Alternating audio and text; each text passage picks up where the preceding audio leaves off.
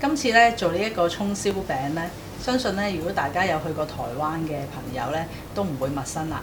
咁呢一隻葱燒餅咧，通常喺佢哋嗰啲賣早餐嘅鋪頭咧都會有嘅。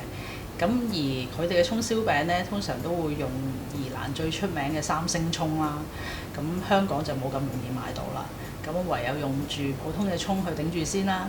咁呢啲芝麻咧，其實最好咧就係炒香翻佢啦。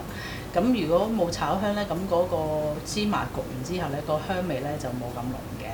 咁而家抗疫期間咧，都好難去到旅行嘅。咁唯有做個葱燒餅嚟頂住人先啦，係咪？